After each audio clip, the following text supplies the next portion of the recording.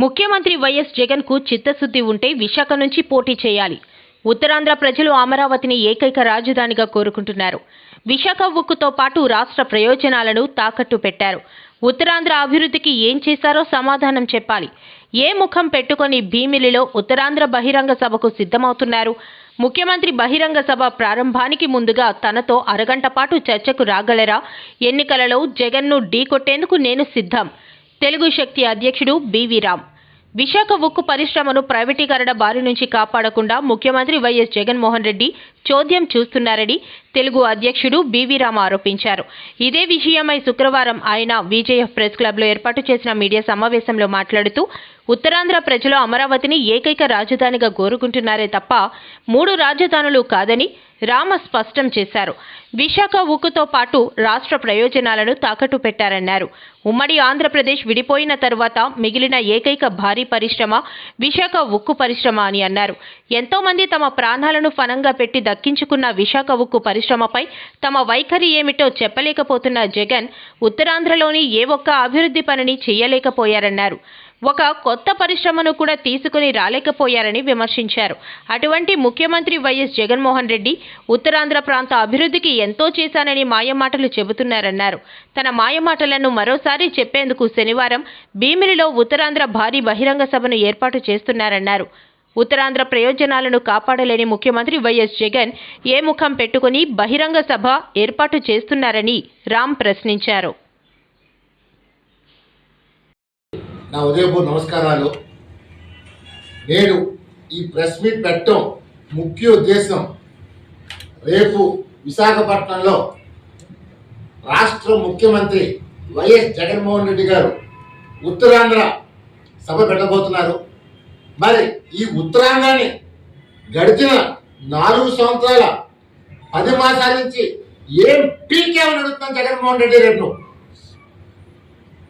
ఇప్పుడు దాకా 3 రాజధానుల పేరుతో డ్రామాలు ఆడుతూ ఒక రాజధాని లేకుండా ఈ రాష్ట్రాన్ని సర్వనాశనం చేస్తే ఒక నైవంచుకుని మొదలు చేస్తున్నారు. నీ సోదరి షర్మిల, నిజంగా నువ్వు ఈ రాష్ట్రానికి అరాచకం అని చెప్పి ఒక అరాచక పాలన సృష్టిస్తామని చెప్పి స్వయాన నీ కుటుంబ సభ్యులు చెప్పారు. మేము ఒకటే ప్రశ్నిస్తున్నాం ఆంధ్రప్రదేశ్ ప్రజల్ని. ఈ సైకో తన సైకోయిజంతో ఈ రాష్ట్రాన్ని అభివృద్ధిని పూర్తిగా సర్వనాశనం చేశారు. ఉత్తరాంధ్ర అభివృద్ధి చేస్తారని చెప్పి ఏ కోసం అభివృద్ధి చేయకుండా ఉత్తరాంధ్ర సంపద మొత్తం దోచుకెళ్ళిపోయారు. ఓ పక్కన నేను హిందువులని చెప్పి నమ్మించి రాష్ట్రంలో ఓటర్ని మోసం చేసిన జగన్మోహన్ రెడ్డి పైన త్వరలోనే స్వరూపానంద స్వామి పైన జగన్మోహన్ రెడ్డి పైన త్వరలోనే కోర్టులో కేసు అయిపోతాం. ఒక మతాన్ని అడ్డం పెట్టుకుని సిగ్గుండాలా కొడక మతంతో మాట్లాడతాం. We are proud to be Hindu, మేము హిందూ అని చెప్పుకుంటున్నాం. నీలాగా క్రైస్తవో హిందువో కానీ తానక నువ్వు మేము మతాన్ని తెచ్చిపెట్టట్లేదు. ఎవరు మతాన్ని గౌరవించుకుంటారు, ఒప్పుకుంటారు. కానీ ఈ ముఖ్యమంత్రి గారు తన మతాన్ని కూడా చెప్పుకోవాలని ఒక దౌర్భాగ్యం ముఖ్యమంత్రి.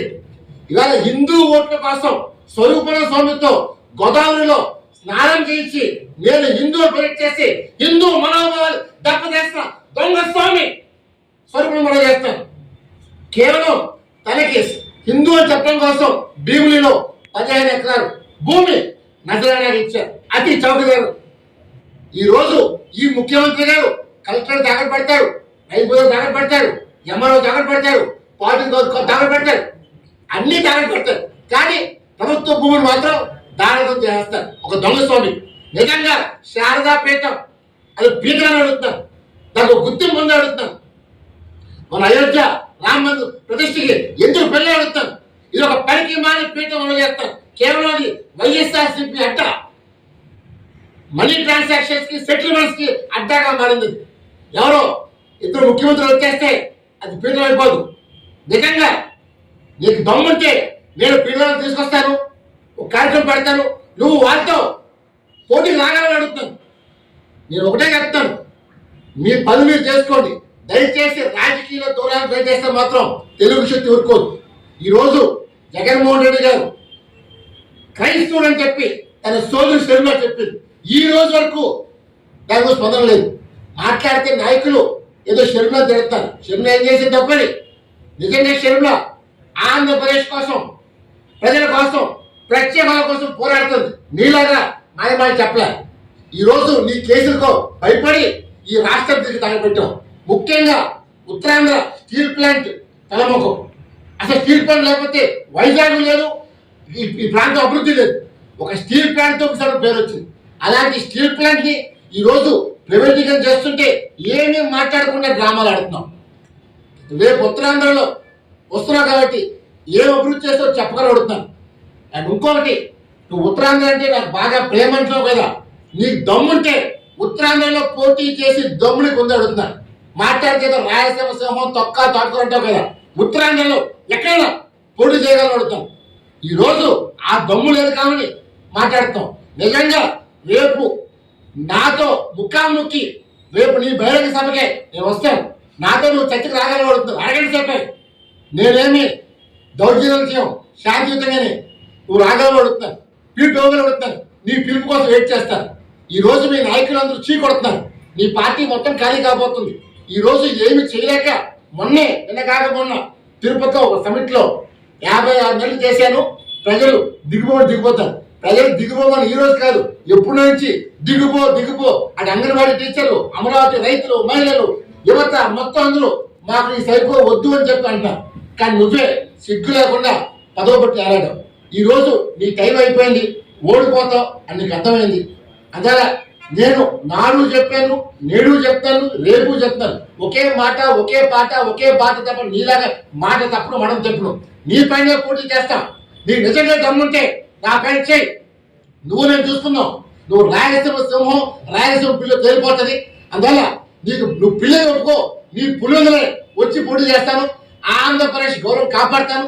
తెలుగు జాతి కోసం ఇవాళ చంద్రబాబు నాయుడు, పవన్ కళ్యాణ్ కలిక ఈ రాష్ట్రం కోసం, ప్రజల కోసం ఈ రాష్ట్రాన్ని కాపాడుకుంటాం. ఈ జగన్మోహన్ రెడ్డి తరిగి కొడతాను. అదే నువ్వు నిజంగా దమ్ముంటే రేపు ఉత్తరాంధ్ర సభలో నన్ను పిలువు, నేను రెడీగా ఉన్నాను. చేసుకుందాం, నువ్వా నేనా. జై హింద్.